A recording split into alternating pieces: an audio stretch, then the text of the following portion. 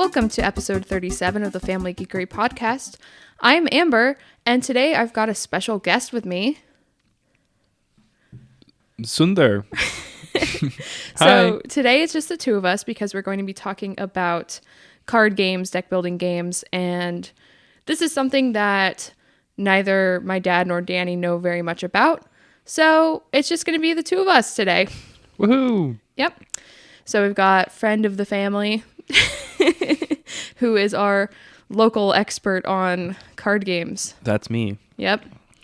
So before that, I would say let's talk about our weeks, but it's just me, really, and I've had a very busy week. So finished up my exams mostly. Sundar, what did you do this week? Anything especially nerdy or geeky or anything? Got some new board games that I haven't tried out yet. Oh, yeah. There was a big Christmas sale, I guess, at the local comic book store that we've talked about a couple of times on this podcast. So the whole family went there, and we brought Sundar with us. And yeah, so we got some stuff there. And speaking of card games, we tried a game called Jaipur. Yeah. And it's a 2-player game, but it was really fun. It was really interesting and like a buying and selling in a market kind of thing. And I've seen some reviews on TikTok, so that's why we picked it up. And it's fun.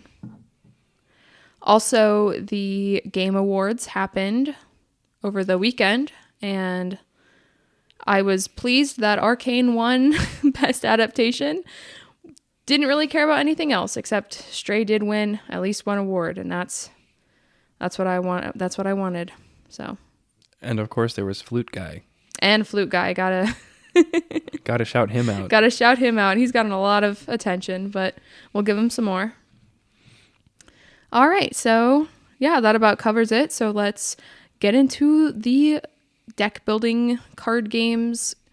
Today we're going to talk about physical, tabletop games, and I think we're going to do another episode on mobile video game adaptations of this genre. So yeah, let's start off with a little bit of general history. Didn't do a whole lot of research, but a little bit. And it does seem like Magic the Gathering was the first popular trading card game. Of course, there have been, baseball cards and other trading cards for a long time before that, but I guess people kind of used baseball cards if they were playing a game as kind of like a fantasy baseball kind of thing. That's what I found on the Wikipedia page for the original TCGs. Fantasy drafting. Yeah. And it appears that the Magic the Gathering inventor, Richard Garfield, he took some inspiration from the baseball cards and from other, I guess, fantasy things. I don't know what else he took inspiration from. So he did that, and he worked with Wizards of the Coast to bring out this game because at the time, tabletop RPGs like Dungeons and Dragons were very popular. So they worked together to make this game that is so popular now. And honestly, I didn't think that it was the first trading card game. I definitely thought it was a possibility. Yeah. Coming out in 1993, so it's been out for 30 years. Well, almost 30 years. Almost 30 years. Celebrating their 30th anniversary early. Yeah, and there's some drama with that, but that's okay. So for the other big two, Pokemon and Yu-Gi-Oh!, they both came out shortly after. The Pokemon card game came out in 1996 in Japan, and the Yu-Gi-Oh! Card game came out in 1999, following the success of Pokemon. The manga was written first in that case, and then the game came after. So that's some brief history, and all three of these games are still wildly popular now, which is awesome. And of course, they all have spin-offs and lots of other content made from those games. So yeah, that's some very brief history about the 3 main card games that are still popular today. So I think we're going to go, and each of us is going to talk about our personal experience with deck builder type card games, and yeah, we'll go from there. So Sundar, you want to talk about when you discovered these games? So I do remember Pokemon coming out. It was a very big happening at the time, and everybody was going wild, wanting to play the video game on the Game Boy Color, also the original Game Boy, and the cards being they were banned from schools because it was a very distracting, new, fun thing to be had by the youth. And I remember my friend got a booster pack packed in his lunchbox by his mother on a field trip, and he opened a Charizard. Wow. On the bus.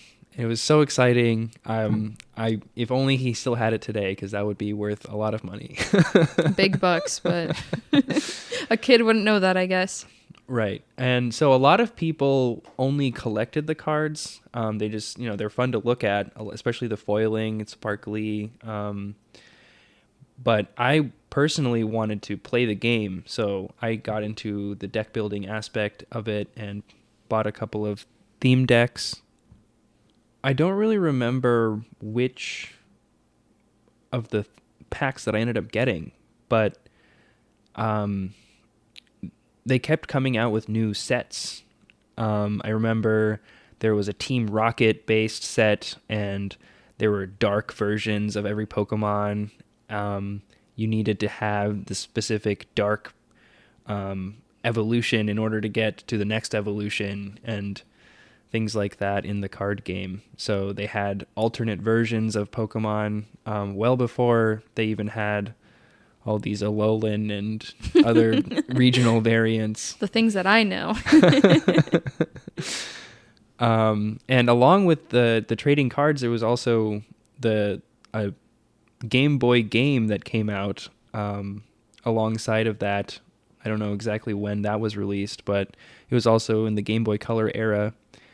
And you could play this card game, but digitally, and against AI. I'm not sure if you could use the link cable to battle against your friends, but it was definitely a very, very fun game. The mechanics weren't exactly super balanced at that point, so you could build some really, really powerful decks and take over the game really efficiently and just steamroll the AI. But it was really fun because you could unlock all these different cards. Like, you started off the game with a very rudimentary set of cards, and as you beat opponents, you would unlock more cards, and you could add to your deck and then customize your deck and make it stronger as you kept playing. And that's kind of what is most exciting to me about card games, is the casual collecting cards side of things. And I feel like I've gone away from that now. I feel like I'm getting ahead of myself as far as the storytelling aspect, but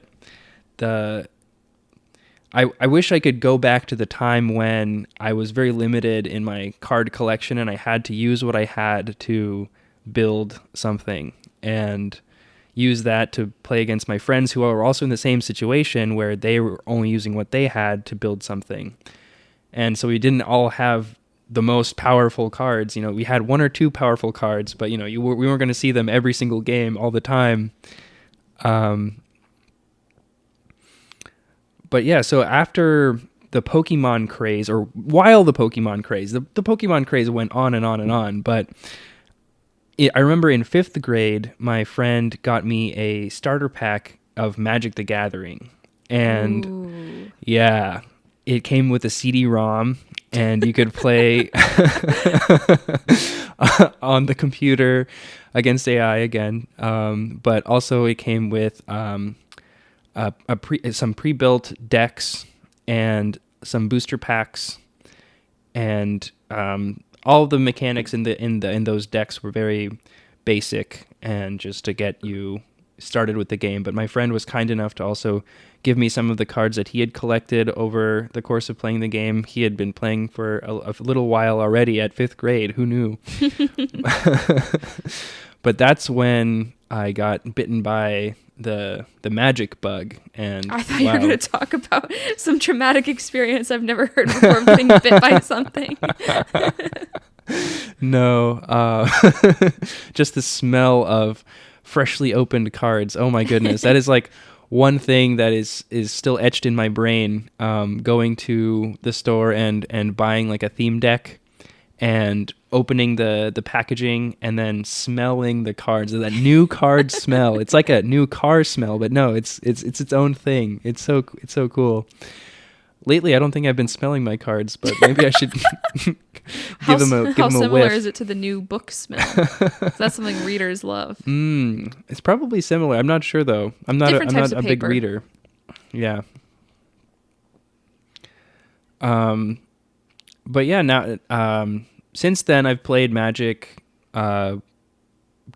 casually, and then in high school I got more into it, started collecting more vigorously, buying entire booster boxes at a time for like my birthday or Christmas, and trying to bolster my collection to build more streamlined decks and go to tournaments and stuff. And nowadays I've amassed such a large collection that it's I can't really play the game casually anymore. It's more like, ooh, I want to build this deck, and what do I need for that? So, and trying to build like the dream deck, and I'm kind of stuck in that space. I wish I should go back in time just to experience that again. The new, fresh. Or you could sell your cards and start over. But the thing is, it's still not a level playing field. Like, unless I'm going to, play against other people who are also selling all their cards. Yeah. I jumped all over the place. I'm not sure. Yeah, I mean, Yu-Gi-Oh! Did you ever play Yu-Gi-Oh? I remember people playing Yu-Gi-Oh, but I never really played it. I remember playing it once in high school when my friend was like, "You've never played Yu-Gi-Oh?" I have to show you that if you're showing me Magic the Gathering. So that's a fair trade. Yeah. So I played a few games, but it wasn't really my cup of tea. So okay. Yeah, so I have a much weirder, I guess, history with card games. When I was in 2nd or 3rd grade, I was at like a summer daycare, after school daycare place. And, it was a bunch of elementary school kids. And that's when I think there was like McDonald's or Burger King, I forget which one, but they had Pokemon cards in the kids meal as like the toy or whatever. So that was like, I think, my first experience. I was like, oh, cool. What are these? Like cute little guys. And here I am still an adult. Cute little guys. Like, so I knew very little, and only had a couple cards, just probably like a Bulbasaur or whatever. Kind of similar, I feel like, to when a couple years ago they did the McDonald's Pokemon cards. Probably just a couple things like that. And I never at that point played any of the like Nintendo games or watched the anime at all, so I had no clue what Pokemon was. But a couple of the kids at my daycare place were like kind of into it and showed me how to play, and of course I was like 8 and didn't remember anything later on, because it only happened I think once. Instead of collecting cards at that point, we were more into collecting Littlest Pet Shops, and we would trade our Littlest Pet Shops. So, oh, okay, yeah, there was a little economy there. So yeah, like Pokemon wasn't huge, at that point for me. And then I just kind of never touched card games or anything like that until I met Sundar. And I don't remember what it was, because you were kind of like at this low in your interest in Magic also, right? Right. So I don't remember what it was, but you just got more interested in it. And I was like, okay, I'll be interested in this as well. What really solidified it for me was the idea of a squirrel deck. And I've talked about my squirrel deck before on the podcast. And yeah, so just the idea of being able to have a bunch of squirrels and to defeat people with my squirrel army Going really against sold dragons me. and Yeah. demons and angels. Who'd have think that an army of squirrels could do that? But in Magic, they can. So that's really what solidified it for me. And since then, and that was the like Kamigawa Neon Dynasty era is kind of when I first started playing and started actually knowing more about it. That was the first pre-release event I went to, and pretty sure I talked about that on the podcast. So my interest in this has been pretty new, I guess, the last year and a half or so, I guess. So yeah, that was the big thing for me was, just being silly. Again, cute little guys. Squirrels are cute little guys. And after being, taught this card game and learning more and, accumulating cards of my own, we both decided to buy some of the pre-made Pokemon decks, the Pokemon V Max, or are they just V? I'm not sure. Whatever. We got the Yeah, I think it is. Yeah, VMAX Battle. Yeah, the set that came with, or it didn't come with two, but there were two that you could buy. So we bought Gardevoir and Bikini. Gardevoir. Yeah, I forgot their names. It shows how much I know about Pokemon. So we did that. We played a couple of times, and it's just like, it's something you have to be in person to do. So we weren't doing it a whole lot. And with Magic, you can like play on online. I mean, I'm sure you can with Pokemon, but right. Neither of us know anything about that really. And you were teaching me Pokemon, and I was very confused, but willing to learn, and still very confused because I've only played those two decks. But I think it's pretty fun to open Pokemon packs. Like, right. I mean, opening packs in general is super fun. I think I have more fun opening Pokemon card packs than Magic the Gathering packs, because Pokemon, there's like 900 cute little guys. Yeah, 900 cute little guys that, are like printed and it's the same ones, right? And if you have your favorites, then you have your favorites, and it's cool. Magic's like a little different because there's a couple a couple things that stay constant, a couple like characters, I guess, that are constant, and the rest of the things are just it's fun to look at the pretty art, but the Pokemon style is just so much cuter in my opinion. I mean, ever since they came out with Planeswalkers as characters in the whole Magic the Gathering universe, they've been reiterating them over and over. Yeah. Like Jace Beleren has been printed so many times, I don't even know. It's probably like 20. I don't even know. So even though I don't play Pokemon and I don't really buy that much Pokemon product, we buy a lot more Magic the Gathering stuff. But Pokemon's just so cute, and it's fun to look at. It's more fun to look at Pokemon cards just to look at them than most Magic the Gathering cards, in my opinion. Like, there are some that are just gorgeous, but I feel like for the most case, I don't know, I like cute things a lot, so Pokemon is that for me. And yeah, so that's my history with card games. And I think now we're going to talk about some differences between our personal playstyles of Magic the Gathering, I guess. Because that is something that we both know a lot about, or you know a lot about, and I'm learning a lot.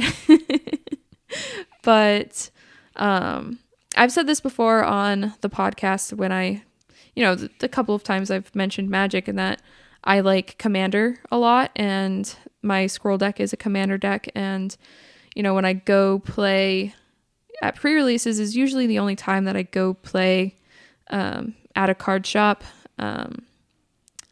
It's a little different because, it's a limited format, and it's not as much, it's not as easy being limited in time and in cards.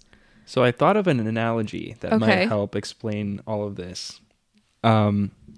So if you think about limited, you're kind of like going to the junkyard and getting all the parts that you can scrounge and trying to build a car. And then you're trying to race against other people who did the same thing. Whereas formats like Modern and Standard, you're basically like racing Ferraris against each other. Like it's like a supercar race, and everything is so streamlined and made to go fast. And Commander, it's more niche. It's like, ooh, I have this like cool antique car that I've been working on. I've been trying to restore this 68 Corvette. I don't even know if that's a real car, but probably. This is Chris editing the podcast. Yes, it is a real car. But yeah, like if so the aspect of limited is really alluring to me because everybody's just racing a hunk of junk, and it's kind of how you're using your hunk of junk that really comes into play. Like there's a lot of skill expression.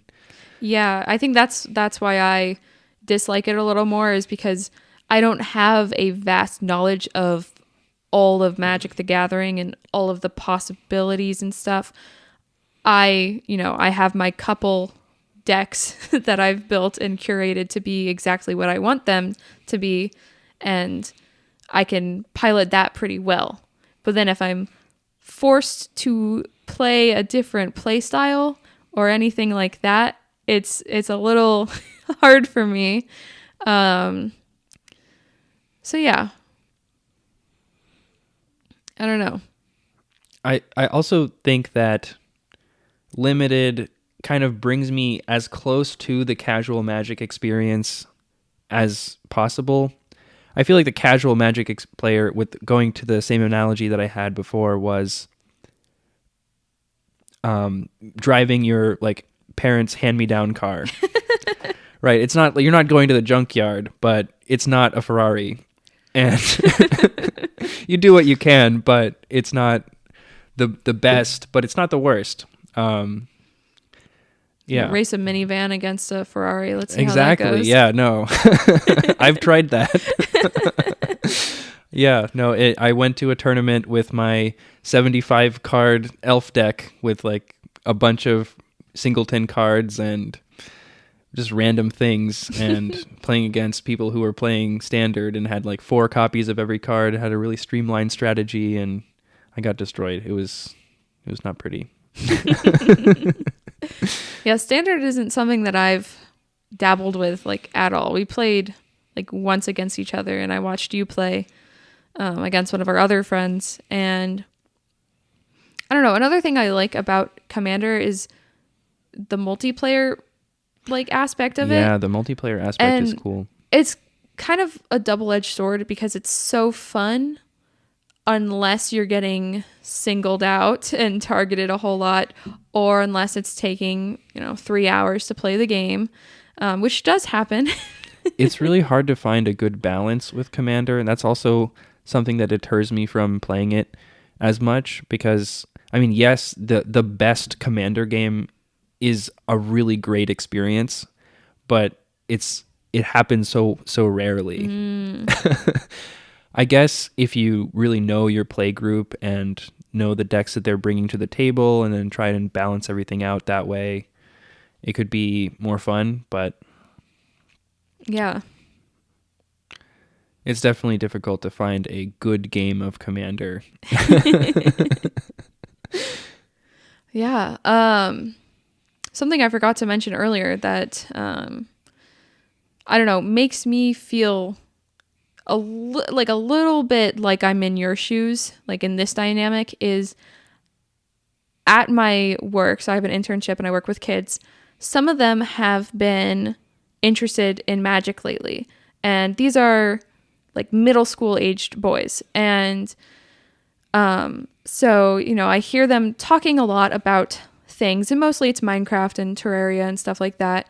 But one time I heard one of the boys talking about, oh, what's your favorite color Magic? What's your favorite color in Magic? And one of the other boys answered, and I'm like, okay, I'm intrigued. Like, what is this? And so then I like asked them, I was like, are you talking about Magic the Gathering? And so there's this one boy who just started playing, and he kind of thinks that I'm an expert, but I'm not. And it's so silly that I kind of have to kind of dumb it down because he only has so much knowledge of the game. He calls them, you know, mountain and forest, and instead of like red and green.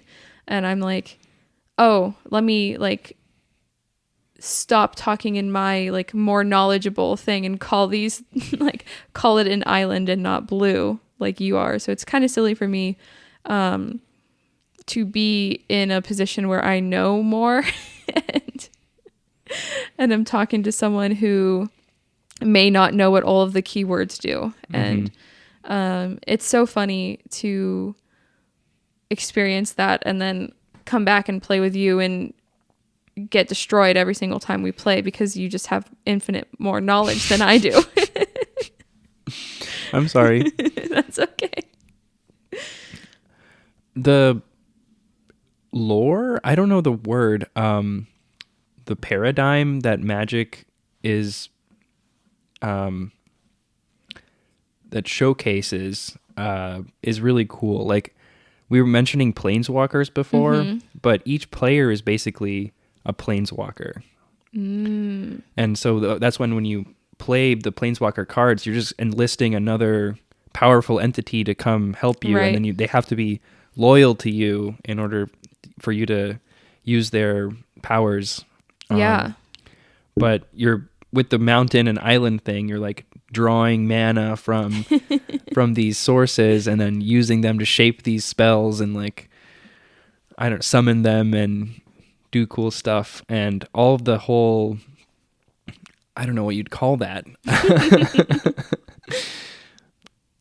What Magic represents is really cool to me.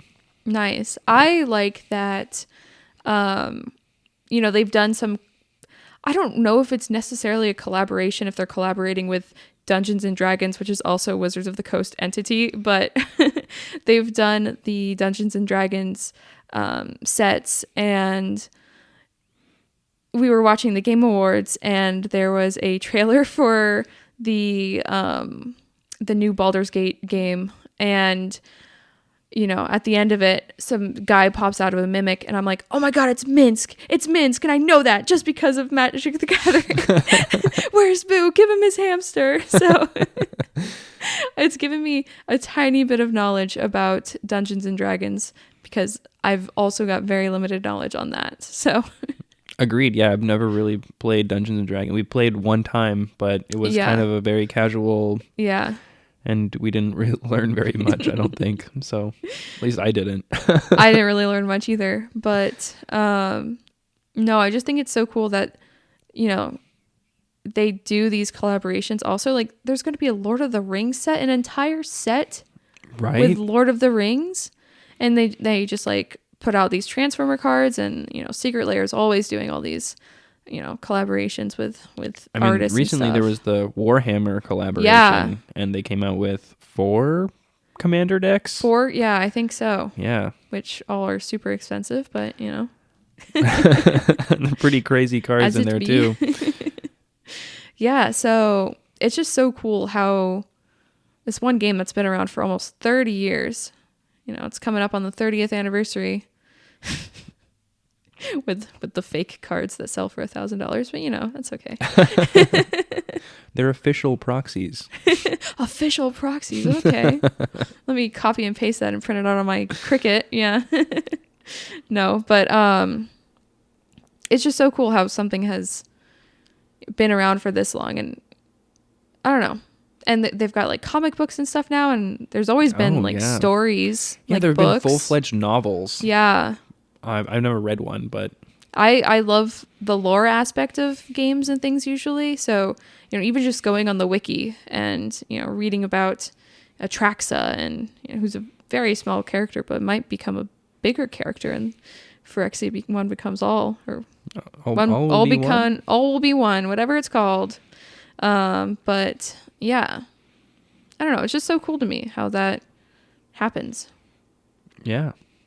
Yeah. So I think now we're going to transition into a different kind of deck building game. So these, you know, these big trading card games are mostly, you know, except for drafting, I guess, where deck building is part of the process. Right.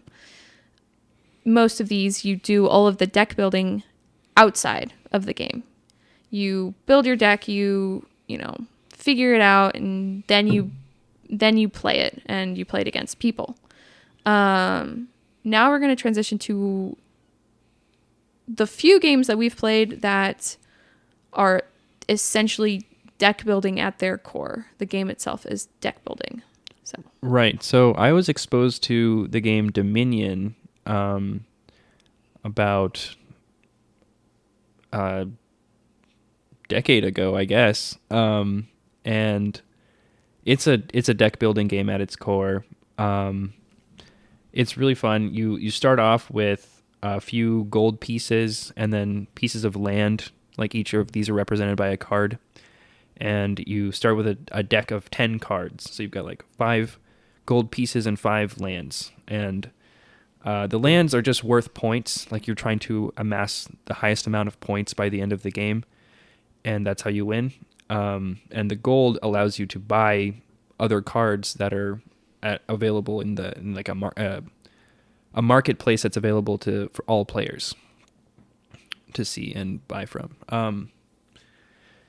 And once, I don't know how many piles of these different cards are depleted, the game ends.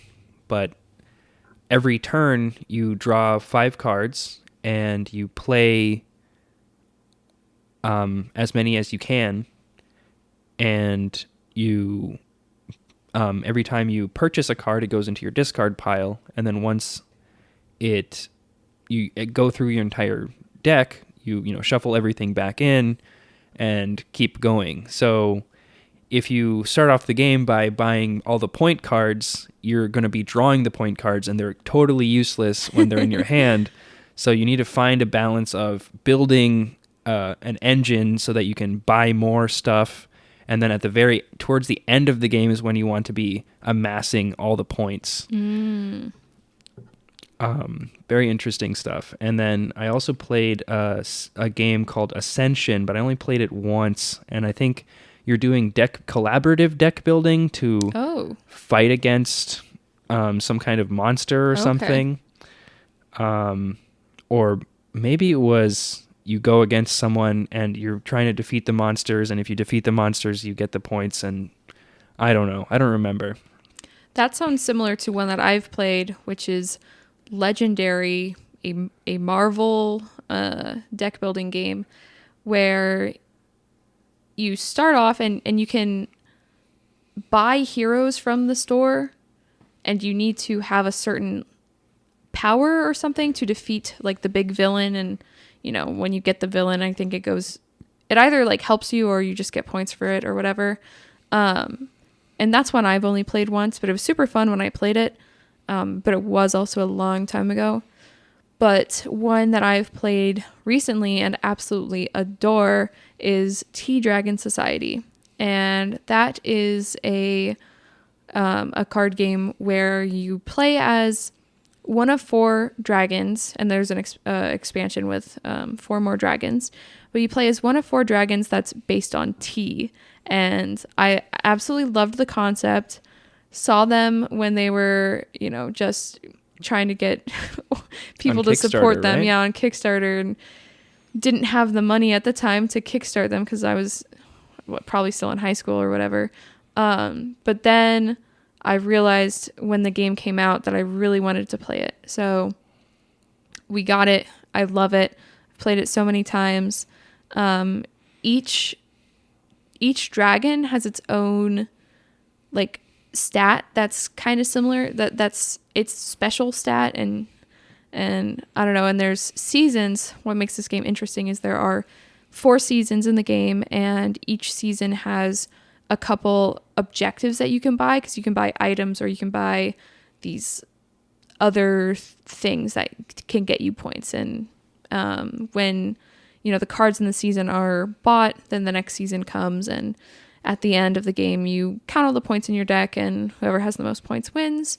And so there are cards that are just straight up points, cards that are straight up buying power, and cards that like can prevent you from getting hurt or whatever, like cards that prevent you from the disadvantages that are there. So it's really interesting, and it's cool how there's not a whole lot of interaction with the other people in the game. It's just Right. you have the same shop that you're buying from, and you might have the same objectives when it comes to the seasons. Like the same one might be blatantly more advantageous for you and not advantageous for the other person, but there are some that are advantageous to both, or as many people that are playing the game. So it's cool that it's competitive, but not super competitive. I don't know. It's hard to keep track of who's winning until the end of the game when someone wins. I feel like that's true with all of these deck Yeah. building games. It's at its core, it's like, oh, I'm going as fast as I can, but then you look over and you're like, wait a second, is my opponent doing better than me? Or right. You're like trying to see like what they're drawing or whatever, and what they have, but in like Magic, it's like you've got life totals and board states that you've got to keep track of, and you can see who's winning based on that. But with these like pure deck building games, it's hard to know who's winning just based on what they've got out, Mm-hmm. Is there anything else that you think we missed, you want to talk about? Yeah, I don't think we touched on the different archetypes of gameplay with trading card games. Sure, let's do it. So myself, I like to play quickly. So I like more aggro style or mid-range style, but then there's also so what do those words mean for people that right. don't know card games? So aggro, I feel like is a word that's used in a lot of different games, like MMORPGs like Warcraft, or it's like the tank is drawing all the aggro. Yeah. But in Magic, it refers to a style that is trying to end the game as fast as possible. Okay. So a very aggressive deck that is just trying to destroy your opponent's life total as quickly and efficiently as possible before they can bring out some bigger, heavier threats that can make that more difficult for you. Okay. So things that have burn spells, like direct damage spells that can hit your life total, or creatures that can attack the first turn they come out, because that's the thing in Magic that isn't allowed unless it's printed on the card. And then mid-range is kind of in between aggro and control. You kind of are playing middle cost cards, so things that are 4-5 mana and really efficient things that can do a lot. But you're kind of waiting to get there a little bit more than the aggro player. Okay. But you get to play with like fun 5/5 flying trample or really fun creatures that can stomp your opponent's face in. Fun. Yeah. Big creature. And then you mentioned Control. Control, I personally hate playing against Control. I feel like it is the least amount of fun for both players kind of thing. Like yes, the Control player is having fun, but it's so unfun for the other player.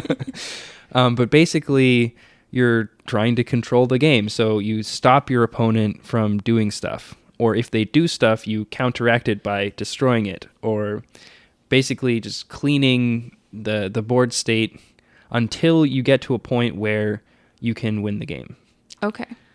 Yeah. So you just neutralize all the threats, and then eventually you have more card advantage, and then you play like a 6/6 flying creature, and then just, eventually win the game because your opponent has no answers. Or you make someone mill their entire deck. Exactly, yeah. So they can't play. Right. Yeah. That definitely falls into It's happened Control. to me. It's so fun. But then there's also Combo, which is Okay. interesting. So this relies on a combination of either 2 or 3, maybe more cards, but typically, 2 or 3 is the sweet spot. 2 is the best, but these 2 cards, when you put them together, they go infinite, or they do something that allows you to win the game instantly. So you're Nice. Instead of playing the game on the same way everybody else is playing, you're just trying to find your pieces. You're trying to assemble Exodia, to reference Yu-Gi-Oh! But To reference Yu-Gi-Oh!, the game that we've not talked about at all, that we neither of us know very much about. I watched the anime a little bit, so.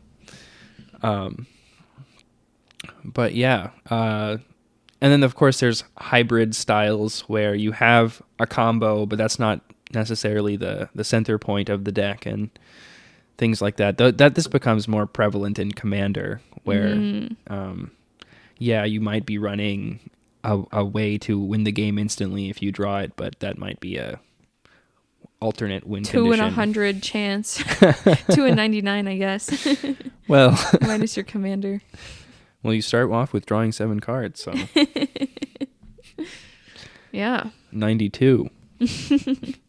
When I play, I personally like, as I mentioned before with my squirrels, go wide, get as many things on the board as I can, pray that nobody has a board wipe. And that's what I like to do with my other main deck, which I don't own most of the cards for yet, but I'm coming there, I'm getting there, is Atraxa, and that's counters and make my things big and have planeswalkers that love me and will do my biddings. So I don't know, those are my 2 favorite play styles. I tend to go towards big guys or lots of guys, or if I'm lucky, both.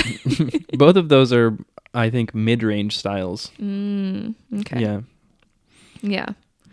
I refuse to play red. I don't know, something about that just does not appeal to me at all. I don't know, I think I like the visuals better of seeing things on the board. And if you're just playing like instants and sorceries and stuff, there's nothing on the board. Also, the game doesn't last very long, so you're just, ending the game quick and going next, whereas, nothing fun is really happening. Yeah. Yeah, I like the visual impact of having lots of things out and seeing them all go. Yeah. It's fun. Definitely. And a lot of thought goes into designing a deck. Yeah. Oh, I meant creating cards.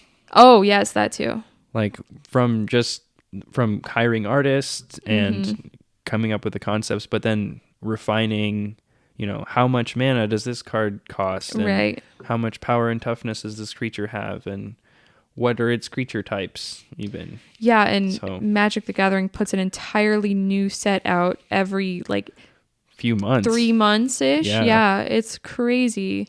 So much thought. I mean, I'm sure they have so many teams working on each individual set, but it's so cool to see it happened so quickly. There's just so many things. And that's another thing I wanted to talk about is over time how the power level has changed. Oh? And how originally there were, maybe cards that you'd get 2 power and 2 toughness for 2 mana. But now you get a whole lot more for 2 mana. Throw in some keywords that give your guy some extra abilities and maybe even some more power and toughness. That's what happens, I guess, when you are able to hire more people and more brains are able to come up with interesting keywords and interesting interactions and stuff, I guess. But at the same time, there were some really, really busted cards that were originally printed. like the infamous Black Lotus. Oh yeah. Yeah, you can get an official proxy for that. Oh yeah. Oh yeah. Just spend $1,000 and maybe you'll get one. Maybe. There's still packs. Hey, get me one too. Yeah, okay. I will when they finally send us our 30th anniversary thing. Oh yeah. Yeah. Oof. Oh well. So yeah, I think that about wraps it up. I think so. Okay, so thank you as always for listening, and check out our other social medias, our YouTube channel popping off over there. So check us out, and yeah, thank you, Sundar, for being here. Of course. Accompanying me, so I'm not alone today talking about Magic the Gathering. As always, peace out and geek out. Thank you for listening to the Family Geekery podcast. For more information, visit www.familygeekery.com. Don't forget to subscribe at your favorite podcast provider. And until next time, peace out and geek out. That was the most in sync.